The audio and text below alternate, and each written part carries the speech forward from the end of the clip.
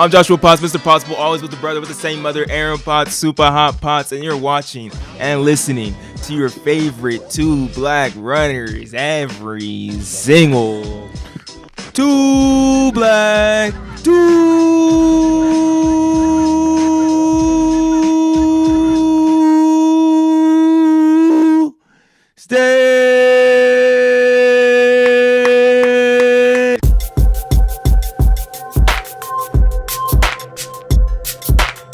Yes, sir.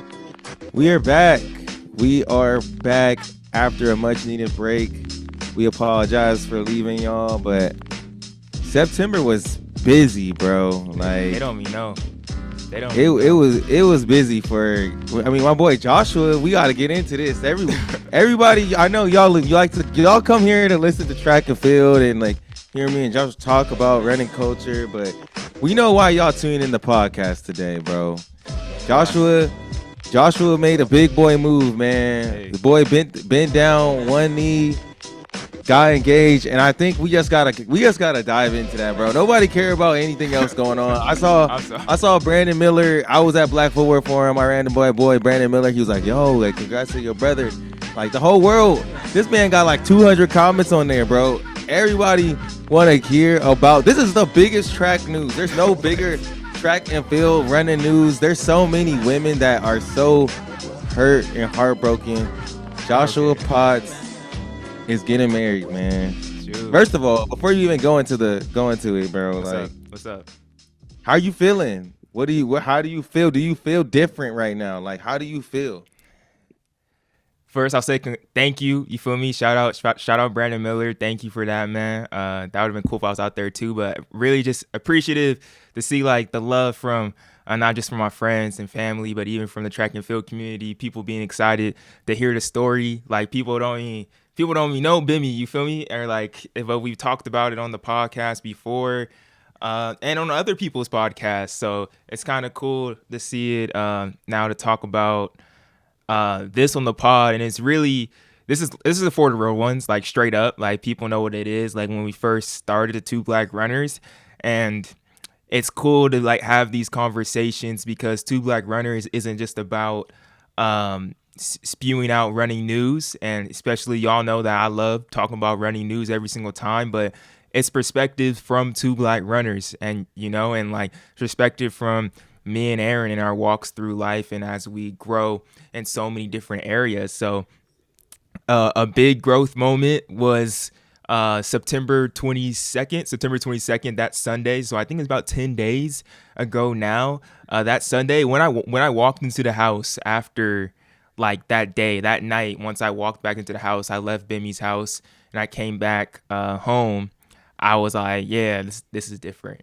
Like you could feel, but like, I guess the best way to describe it is like there's a weight on you now, but it's not uncomfortable like at all. I think for some it may be uncomfortable, but it's really secure. Like I knew this was happening since like March. I knew that I was going to like definitely propose. I knew Bimmy was gonna be the person I was gonna marry like a year ago.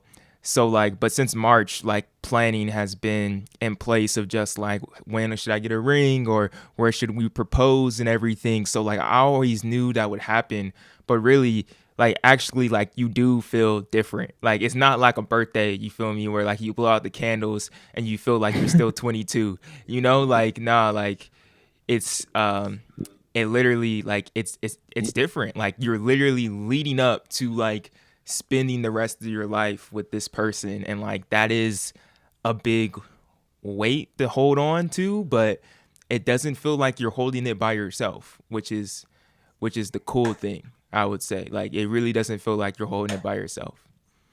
And Bimmy, you guys don't know Bimmy, but Bimmy is amazing, a beautiful soul. I'm so happy and proud of my brother. The greatest. And I'm so happy for Bimmy. Bimmy, I haven't gotten to talk to you yet, but we love you. I love you, and I think you're so good for Joshua.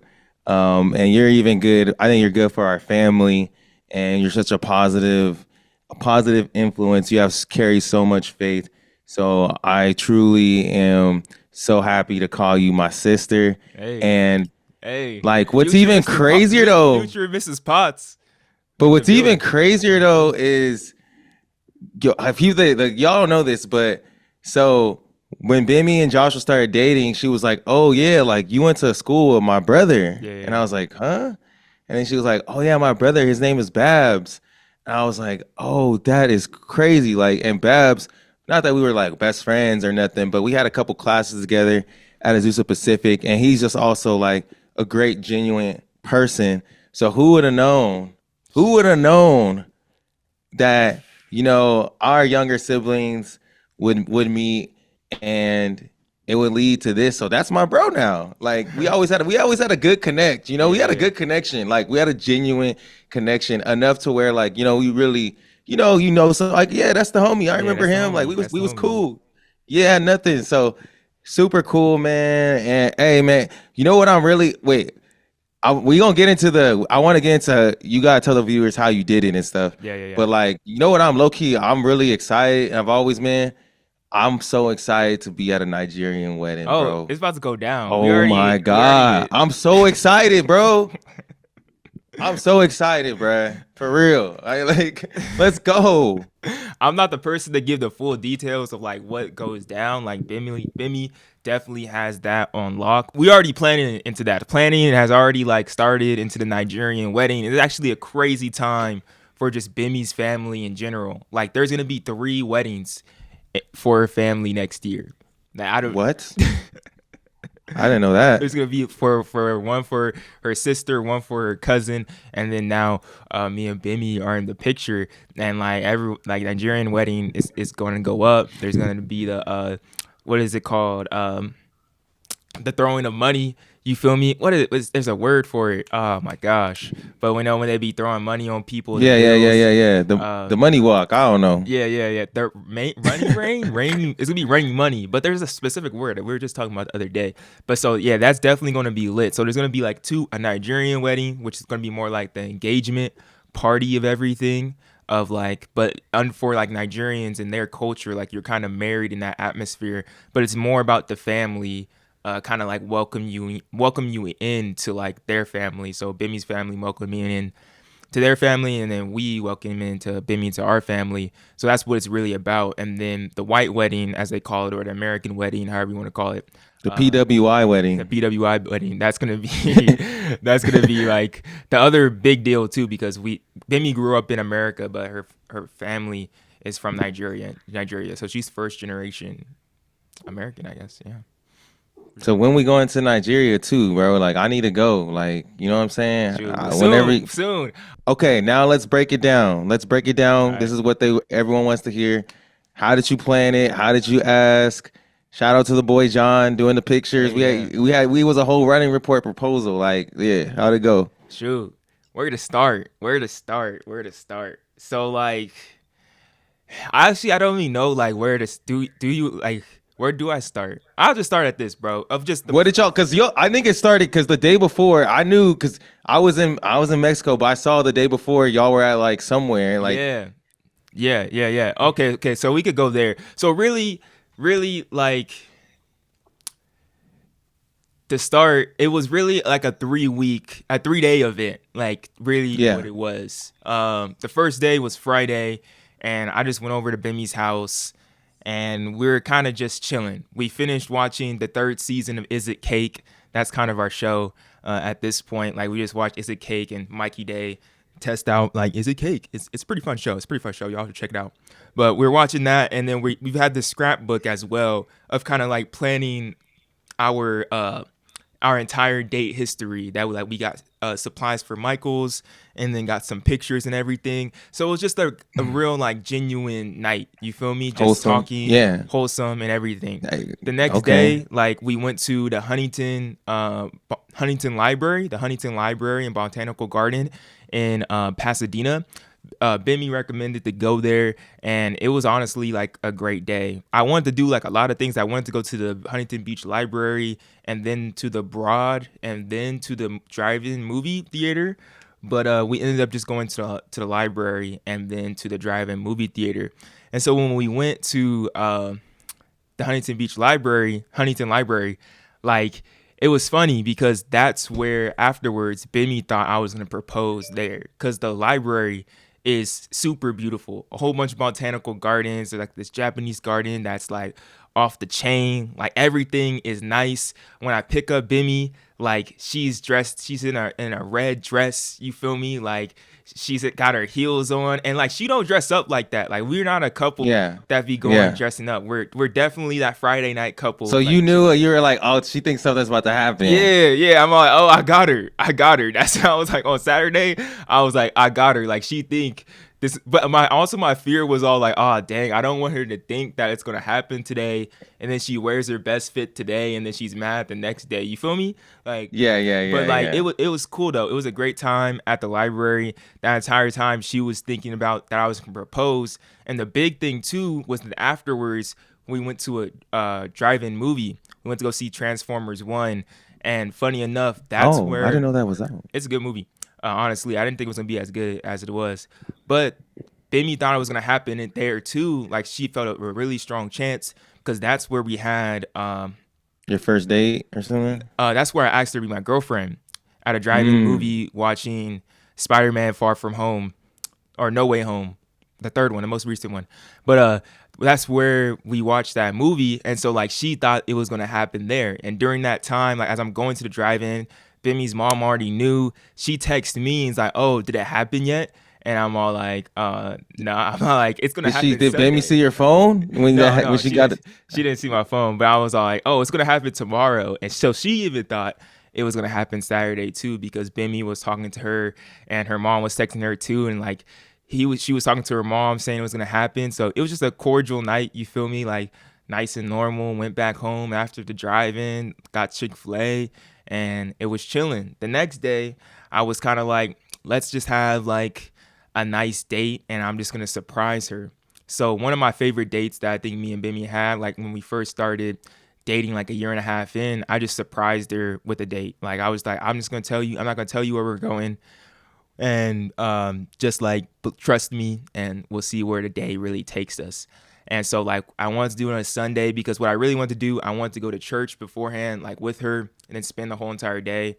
But after being with her the whole day before, like I didn't really have an excuse. You feel me? And so we meet up. We went over to Victoria Gardens to do like this immersive game box where like you play like this virtual game. And that's the same thing that we did axe throwing that surprise date. So I wanted to play a game with her, because we love playing games. We love just like having fun and doing some type of things that are like interactive. That's like mini golf, bowling, axe throwing, or just something of that nature. After that, we went to a sushi spot, and then ate some sushi real quick. And then I didn't know you like sushi like that. I thought you didn't like sushi. Honestly, Bimmy put me on. She put me on. Okay. Hey, that's my sis. Okay. Let's go. And then after, I remember we did the sushi, and right before we're about to leave, I'm paying the bill and everything. Bimmy gets up, she uses the restroom. Right when she leaves in the restroom, I'm sitting there by myself. And the next stop, we're going to go to this park. This park in San Dimas. You know, yeah, Bonelli? Yeah. Bonelli? Yeah, I could tell. I knew it was at Bonelli. So, like, I'm sitting there, and I'm like, oh, shoot. Like, it's hitting me now. I'm like, I'm about to do this.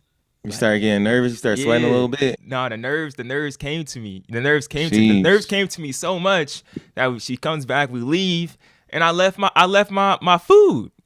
I left my food, my leftovers. I left my leftovers in the spot because I was just nervous, not even thinking about it. And then she was like, "Oh, we can go back." I was like, "Nah, it's cool. It's cool." So then we get to the park, sit down by the water, like kind of like close to the water. When we pull up, there's a gaggle of geese. So like there's like 12 geese or more, just like all by a gaggle. Yeah, a gaggle, bro. Okay. That's what it's called. Keep going. It's called a gaggle. All right. It's a gaggle of geese, bro. And so like they were all standing up right there. So the whole entire plan is that I had this blanket. So I was trying to make Bimmy think that like we're just gonna sit down at the park, and we've been to this park about 3 times, had like great conversations here, and just like, you know, just chill type dates. You feel me? and we're just gonna play some card games, and that's gonna be it, and probably just talk and go home. And when we get down to, and the thing is that I got Bimmy a blanket. I got Bimmy a blanket that said, "Bimmy, will you marry me? Love, Joshua." And I wanted to show her that. So when we get down to like close to the water, in a way close to the lake, we sit down, have to ward off all these geese, the gaggle. And then we're sitting down. I'm all like, dang, it's kind of cold out here. Like, I actually got another blanket in my car that you can use. And then I kind of start hyping up the blanket like a little bit because I want her to like really like see it. I'm like, man, my mom just got this blanket. Like, it's dope. Like, I really want you to see this blanket. Was she buying? Was she like, what are you talking about? Why are you gassing up this blanket? Afterwards, she was saying that like, oh, that was suspicious. But I was like, I needed to make sure. This is why I need to make sure that she sees the blanket.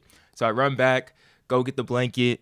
I walk over to her, and then I have John set up secretly on the side. He got his hat on, a big jacket. I was like, just act like you taking pictures, bro. And like, no one's gonna notice you. You feel me? And no one noticed him. No one noticed him. My boy was undercover. He was undercover. And the thing about that too, that was the second option, because in the first place that we're gonna do under this big tree, like there was just a whole like family reunion basically going on. You feel me? Whole family reunion. We had this Mexican Hispanic family over there playing their music the entire time all loud. You feel me? And I was like, this is a vibe. But they stole our spot. No cap. But it was cool. A vibe. It's cool. So I go down to the spot with the blanket, and I'm kind of like, Bimmy, just like check out this blanket. This blanket's fire. So I sort of hold it up for her before she can hold both ends. And by the time that I actually kind of like hold it up, like she starts to read it. It says, Bimmy, will you marry me? Once she sees the marry, like she knows, like this is happening. We talked about marriage like ad nauseum at this point, you feel me? Like so many different times. So like she knew that this day was coming. And as she's looking at the blanket and like holding it up like above her face, I get down on one knee, and then she brings the blanket down, and then I say, Ade Bimmy Sola Joy Abon. I should have gave her full. I'm gonna cut that. No, but I said her full name and was just all like, would you marry me? Had like a little speech. John comes up with the camera, and yeah, we just take some pictures and shoot. Got some boba after that because Bimmy loves boba. Then we just like called her parents, her grandparents, not her parents, her grandparents, aunts, uncles, her friends, and kind of just like, we're just like, man, we're gonna get married like in less than a year. Like, so what was that initial? Were you afraid? Was she like? Were you like?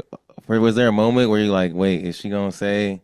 No. Is she gonna say yes? No, I knew she was gonna say yes. Like, to be honest, not even to say that in a cocky way or nothing, but yeah, like you said you talked about it a lot. I think what I realized for sure, like through this entire process, is like it's not like the movies. Like, you know, it's usually, I don't think it usually is like a surprise when you ask somebody to like marry you, because like we talked about it so much, and like we've talked about, she doesn't know what the ring was going to look like at all, but we talked about like the ring. So she knew it was like going to happen like very, very soon. And I was very like honest with Bimmy of just like my prayers. Like I was telling her by the end of this year, like at the beginning of this year, like all the way back in January, I was telling her by the end of this year, I want to be like married to you. So like, well, engaged. I want to propose, and like I want like God to like show me that, like God to make me the man in order to get to that step. And so she knew that hopefully that was gonna happen by the end of this year. So I didn't think she would say no, but I was kind of concerned because there was a lot more people at the park than expected. And Bimmy always told me like, shoot, if you propose like around a lot of people, I may run away. And I was all like, and when we were doing the proposal, I realized it got super quiet, Aaron. Like it got silent. Like everyone stopped talking or nothing. I was like, dang, I didn't realize. So the people at the party, did they notice what was happening? Yeah. Because they stopped talking. Like looking. You feel me? I can hear their music in the background. The music stopped, and you're like. And so then when I say yes, everyone's like cheer, yeah, and I'm like, oh dang, everyone knew. I didn't know. That's why they were there, bro. They were there to give y'all to, cheer y'all on. But no, yeah, it was dope. Yeah, bro. That's amazing, bro. Congratulations, man. Yeah. Appreciate it. That was a long story. I'm sorry if I bored anybody. I think people wanted to hear that. I think people wanted to hear that, bro. But big kudos to you for also just like you always been very strong like in your faith into like, you know, before even making that decision, like taking that to God first, praying and meditating on it. I'm, and I feel like that is what really, gave you that the confidence to make that move. You know what I mean? So it's a beautiful thing. It's a beautiful thing to see, man. I'm just happy. I'm happy for both of you. I'm proud of both of you. Like I always thought Bimmy was a great match for you. So yeah, I'm excited. I'm excited. I'm excited. I'm excited for the Nigerian wedding for sure. It's definitely like going to like God and like making that insurance first was like, I think, especially now, just now too, but even in that moment and like walking away, I think was like just the most content I ever been in my life. Like that Sunday, like after I proposed and we're just sitting on the couch, I'm all like the most content I ever been, and like being like content of just knowing that like, there's nothing that can really, like, something bad can happen, like something extremely happy can happen right now, but like it's not really even gonna move or deter me right now, because I'm like, dude, I'm about to get married. Like I can't complain really about anything, like things will happen, but it's all like, shoot, like in a couple of months I'm like finally gonna marry like this girl that I've been dreaming about for years at this point, like for a couple years. So like there, like that is like the knowing that and like confirming that, and through that entire process of just like leading up, I was like, there just has to be a next step. Like literally that's what it was. Like once I had that revelation of just like, okay, it's time to get married, it was like, all right, it's just time for the next step. Like just one more step to take, and then we can start planning. Because this is how I'm starting to look at it now. I think the dating part of, like, we're doing drills right now. The dating part was the warm up. We did our 3-mile warm up. Well, we did our 3-mile warm up for this cross country race, 800-meter race, whatever you want to call it. We warmed up for our 3 miles, got everything ready in the dating phase, got our mind right, and then we proposed, and we're doing drills. And like we're gonna try and perfect these drills, get our A skip down, get some Super Mario Bros, some gazelles, and some karaoke's, however you want to call them. And then once we get to that starting line on the wedding, like it's time to start the race. And shoot, the race is a marathon, as they all say, And New York Marathon's coming up soon. 5 weeks away. Shoot, the people don't know about 5 weeks. I think it's less than 5, bro. Is it 5? Shoot, I don't know if we haven't made an official announcement, but this is for the real ones. This is for the real ones, and we're gonna be running the marathon in New York and doing a live podcast. More information to come on that, but yeah, bro. Yeah, I don't know. Yeah, that could be the whole pod, to be honest, bro. Like, shoot, that was fire. You just dropping gems, everything, man. This is a whole relationship podcast now. It is 5 weeks though. New York City Marathon coming up. Before we get out of here though, Aaron, we gotta hear about from you. I don't think we could talk about ATHLOS next week. Let's talk about ATHLOS next week or something. Like we can get into that next week or something. This is just strictly for the real ones and everything. So New York next week, the marathon's gonna be lit. But Aaron, we want to talk about the Black Footwear Forum and just like your entire experience and what you gained from that, and just describe what the people where you went to, because kind of describe like I'm saying it right, the Black Footwear Forum. Yeah. Yes. So BFF, but like kind of describe it, but then also I would say this is your second time going. No, this is my first time. Oh, okay. So kind of describe kind of what we were talking, not all of them we were talking about off wax, but yeah, of just the part of just like seeing someone that listens to the podcast there, for one, and then crazy. Just seeing how, cause like we're so niche in being two black runners, and the name as alone is um, for some it could be abrasive, or it can be something that's so welcoming for others, you know. And when you go to like a Black Footwear Forum, that some people will say like that's abrasive, and for others it's so welcoming. So like of just walking down that path of your kind of like your whole life of being abrasive to others and welcoming to some. Uh, what was that experience like at the Black Footwear Forum? Man, even I'll say this before, like Joshua knows this. I don't even know what to detail, but over the past like 3 to 4 months, I have been like the busiest. Yeah. I feel like I've been the busiest I've ever been in my life with like work, life things and stuff. So like I've been running on admittedly, trying to do a lot of things, trying to advance all of the things that you go through in life. But yeah, I went to the Black Footwear Forum. It takes place at Pencil Lewis College. So Pencil Lewis College actually used to be a HBCU, and then it like shut down. And this guy, Dr. Dwayne Edwards, is a shoe dog designer, done a lot of things, but he kind of started back up this college, and now it's a business and design school, really like footwear and apparel design. So the Black Footwear Forum, it takes place in Detroit. It's about 3 days, and it's basically like a conference for black footwear or like industry professionals. So there's a lot of like high level designers there, and there's all these different type of panelists. If you're a real sneakerhead, you'll know a lot of these names. But we even had like there was even like celebrities there. Like Shaq was there. I was like, what the heck? Big Sean was there. I was like, hold up, man. Oh, Big James, Sean was there. James Harden. yeah, Big Sean was there, bro. James Whitner, if you know, big guy who's worked at Nike, does all these designs. Kind of some of the design. Yeah. I'm not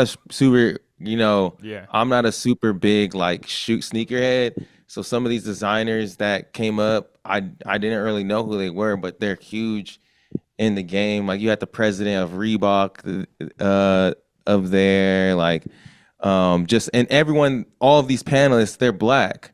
And what was really like cool about it was that like, you know, so often in this game, in the running industry or in this media thing, a part of me feeling tired is, you know, going into work or going into these spaces and, you know, you carry a different type of weight with you that you subconsciously don't even understand, being the only in a room. Like there's a different type of weight and a different type of pressure that you feel, because it can be discouraging, you know, when everyone around you, they don't really relate to you or your story or how you came up. And then to go into this space at the Black Footwear Forum and see all these amazing people and what they've accomplished and talk about the issues and things that they're going through and they're similar to yours. They're talking specifically about some of the societal, you know, barriers and hurdles that they had to get over as black women or as black men in this game. And then also just talking professionally about business and how to move through these spaces, not just as a black person, but as like a professional. When you see someone, you know, that dresses and looks like you doing it, it subconsciously feels a little bit different. It's a feeling that you don't feel all the time. So I remember on the first day, like I felt like my head was hurting because I was taking in so much information. I was like, this is crazy. And I was talking to like some of the people there, and they were like, yeah, bro, it's because we're not used to having this. Yeah. You know, and like it just made me really think about when we first started this podcast and we were asking ourselves, like, are there other black people out here trying on this same type of mission, you know, to like get black people more integrated into these rooms and into these spaces to make opportunities for others, and to see that this journey of this podcast has led me, and my journey just like within the running industry in general, of like me going after and chasing my passion to every year we find more and more people that are doing the same thing like us. But what it also taught me, it also gave me like more appreciation for what we have been doing, because what is it, reach one, teach one. And I feel like two Black runners, we've always embodied that. And to see Dr. Dwayne Edwards, this dude who was very successful in his career, start this whole college, and that's all he's trying to do is reach one, teach one. He has a whole entire college, and they're there giving you game. They'll connect with you. They'll actually hit you up. They'll text you, hit you up. These are people that have $1 million businesses and things like that, and building that community. It like inspired me to want to, continue to push on what we're trying to do within the running world and in the media space, and like, to be like, that's why I hit up our group chat of people, and I was just like, yo, man, like, I was like, we really been doing good, like, man. And it's like, it's cool because I feel like it's just still, we're very much, and a lot of us are very successful and have made big impacts in sport, in running or whatever. But I do think that we're very much in the early stage of our career. Like, I don't feel like we're in the middle or in the end. I still feel like we're in the beginning. And to see what we have accomplished so far, I'm just grateful. I'm grateful for you. I'm grateful for all of our friends over at Magic Boost that are doing it. Whoever started whoever has started before me or after me, you all have had like a positive like influence in my life. And like, I'm grateful for myself, man. I'm grateful. I think back to like my decision out of college to continue running and to move to slow with like no money and just trying to figure it out. So like, yeah, man. And then to like be there and someone to come up to me and be like, yo, like, I know you're Aaron, two Black runners. I'm like, bro, like, this is literally a space that it's an honor to be recognized in. But like, we always say we don't have a bunch of followers and stuff, but we get a lot of these opportunities that a lot of people don't get. So for the fact, I'm always impressed if anyone knows what the podcast is, to be honest. But when we go into a really niche space like this and people identify with what we're doing, it tells me that we've made an impact. And at the end of the day, for me, if I impact one person, bro, like literally, like that's enough for me. Mm-hmm. If that's what God wants to do with it, that's enough for me to keep doing it. You know what I'm saying? Because that's really what I'm trying to do. Is I'm trying, like, for me, I've always said I want to be like a mogul in this game, and in the sense of like someone that helps put people in position to win. And like, I don't know why that. I don't even know why that is. I think that one thing I've discovered this year about myself is that I'm a connector. I think that's like a really big skill that like I just naturally have, is just like connecting people, So I'm grateful for, I always say, if you're grateful for, if God gives you a gift, and the best way to show your gratitude towards somebody is through action. So if you got a gift for something, the best thing you could do is take care of that gift and and use that gift properly. Mm-hmm. So like, I feel like I've done that in some way. Not that I can't do it more, but like I've done it in some way. So it gave me more appreciation, made me more grateful for what we're doing and the people in our lives. And yeah, I was on E going into this, and I can definitely say going to the Black Footwear Forum revitalized me a little bit. It felt like I was at my grandma's house, Yeah. They call it a homecoming. And I feel like the Pencil Lewis College, that's my HBCU now. I didn't have an HBCU experience, but that's what I was like, yo, this is my HBCU now, and they're doing really great things. I look forward to doing more. I think I definitely can see myself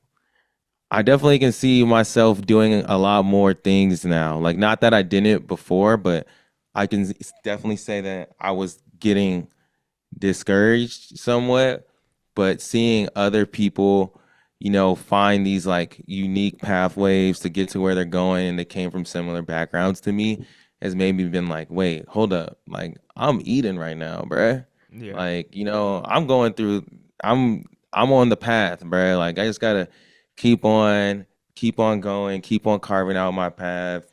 Don't don't get discouraged. Just remember, I've been like, one thing I walked away with. I feel like I'm ranting right now, but one thing I ran away with was like, I keep on telling people, like, people at my job, like my friends, I'm like, yo, man, faith without works is dead, right? Yeah. So like, so it's like, you can't, if you want to be, if I want to be a podcaster, bro, if I believe that, but I don't release any podcast, it's dead.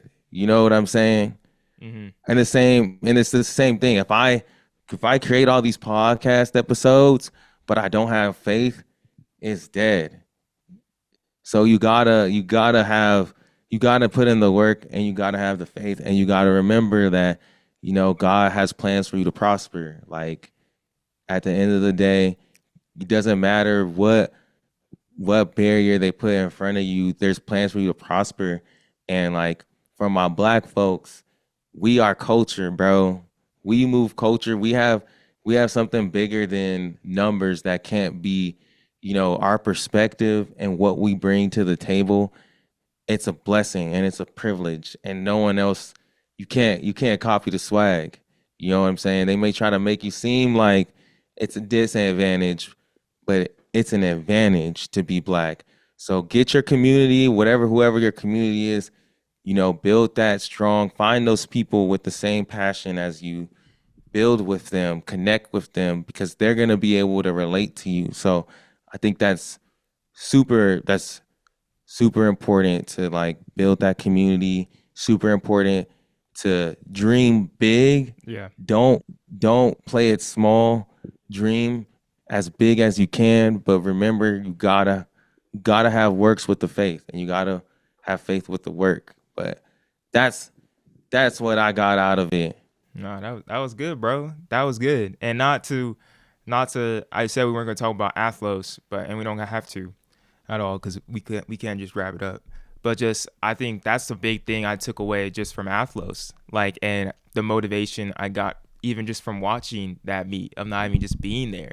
ATHLOS was black, like, even though it was headed by Alexis Ohanian, like, ATHLOS was very much black, and from right when you start and you hear Carrie Champion talking, and then you see Sonya Richards Ross on there, and then just through the night you see all these beautiful black women accomplishing these amazing feats in the sport of track and field, and black women from all across the world doing it, and then doing their dance on the stage with a Tiffany crown. And then you got Meg Thee Stallion, one of the several black women leading culture at this moment, performing. And then even just leading up to that, you got Caitlin Hutchinson doing the breakdown of this, a black woman in the sport of track and field. Demetria Carter did this lead up to it on the ATHLOS Instagram and social pages as well, leading up to this event. And then you see everything afterwards from T and all these other people, like all these, Denise Spam was doing her thing as well. And I was just watching just the interviews from Sidious Mag and Let's Run. I'm like, there's a lot of black people asking these women questions. You could just tell. You could literally just tell. I'm on like, this is a black event. And like, and some people may get mad when I say this, but ATHLOS was fire. And the reason it was fire, because it was a black event. But honestly, it just wasn't a black event. It was an event that featured sports culture as a whole. And sports culture as a whole, especially in the US, It's black. and like, that's all that he did. That's all that Alexis did. Like, I'm not trying to discount Alexis at all, you feel me? But like, that's what he just included that into the culture of track and field, and like, you get an amazing product, like, for sure. So like, and that motivated me. I'm like, let me release a YouTube video on this, because like, this is dope. This is dope content, and like, let me make sure that I'm at least telling my side of the story for whoever sees it on the running report. So super amazing event from them, and it's definitely encouraging to see, because back then, like, when I definitely started like doing the running report in 2019, bro, like, That wasn't there was nothing like Come on, that. man. Like you couldn't find it. Honestly, I couldn't tell you where that was like at all. I could not tell you at all. Maybe I didn't know, but like I couldn't tell you. But now to see it like everywhere is super encouraging, and just to say like that's definitely been my prayer from the beginning. Like I feel like God gave me a broad prayer of just like I just need you to make an impact, and that impact has been big or small, but no matter what, it's always so satisfying to see and on every level, you know. For sure. And the thing with ATHLOS is they set a standard. We said this back a couple of months ago. We said it too. We were like, yo, Michael Johnson putting that pressure. He putting that pressure on Diamond League. Yeah. Now Diamond League, like, oh, we gotta raise up our prices. But now ATHLOS, they just put pressure on Michael. Yeah. They just put pressure on Michael. Like, hey, the in-person product, it gotta be to this level. You know what I mean? So like I love to see the competitive. It's interesting because usually we don't get to see the contracts, right? We don't get to see contracts from track and field athletes, but now what our version of seeing contracts is seeing the prize money that these meets are giving out. I love that that's like the talk, because like we're not gonna be able to see how much Noah Lyles makes, Yeah. but we're gonna be able to see the money that the leagues put up and what they're capable of. The entertainment value in the platform should be the difference maker on where a person runs. Mm-hmm. And that's what the future is, and it's just like, what it's like, that's like WWE. Yeah. Cause literally for these athletes, they're individuals. They're individuals, and like they have their own business as an individual, and like social media is super individual when they're controlling that. So they want to go to the place that's going to give them the greatest platform, that's going to tell them, that's going to tell the best story for them, give them the best creative, and like help them really grow in that way. And that's WWE for sure. That's tennis for sure. Of like, I want to go make sure that I'm at this major and being presented this way at this major. When I go to this major, like Nike, give me this fresh fit. New Balance, give me this fresh fit. And about Coco Golf, you feel me? So like, that's definitely all involved, and we're seeing a different age in just entire track and field, and it's really putting pressure on. I feel like it trickles down to even NBC. NBC still got the Prefontaine Classic coming up, and it's gonna be their 50th year. Like, NBC, balls in your court. What are you gonna do at the Pre-Classic? What are you gonna do at World Championships? Balls in your Flow Track. I know they got plans of how they're gonna start presenting the Diamond League wrong, and everyone's casting strife on them, saying we ain't even gonna watch. But it's like, Flow Track, what are you gonna do? Because you just saw all this innovative things at ATHLOS. How are you gonna spice that up a little bit more? So there's no more complacency. You cannot just be complacent on how your meet goes, because I can go here, make more money, have more fun, and get more attention. Actually, and you bring up the WWE point. That's actually, so I watched the Mr. McMahon documentary on Netflix. Oh, that's recently. Out? I'm about to watch that after this. Bro, that man is that boy nasty. Dude, that dude is bad, bro. But he on his Diddy, bro. No, for real. That's not even a joke. Like, he really is. But Mr.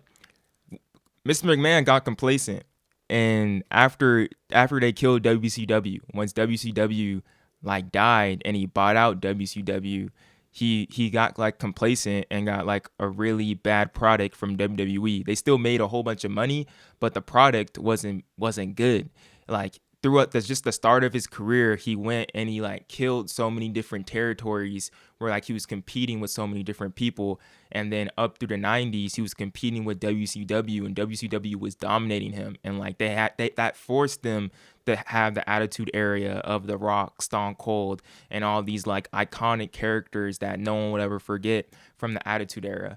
And then once they beat WCW, Mr. McMahon was kind of just all like, had no one to compete with. WWE monopolized wrestling in term, and like it was like that for at least 15 years. And now with the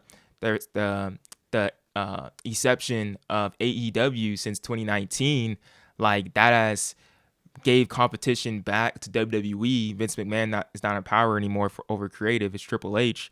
But like now that's really WWE is like highest it's ever been because they have competition from AEW. Now they're destroying AEW right now, but it's definitely helping. And I think we could see that like the Diamond League may end up being better than the Grand Slam track. You feel me? But like since they got competition now, like they really got to put their gloves up and fight. Yeah, and that's good for everybody. At the end of the day, I can't say anything bad about Grand Slam because literally they're the reason why Diamond League is giving people more money, you know?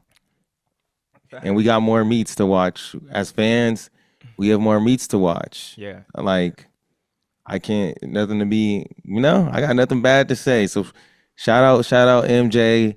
Keep doing your thing. Shout out Kyle. I'm excited to see how Grand Slam comes to life, but definitely rooting for everybody in track. You know what I'm saying? I want y'all all to do good, bro.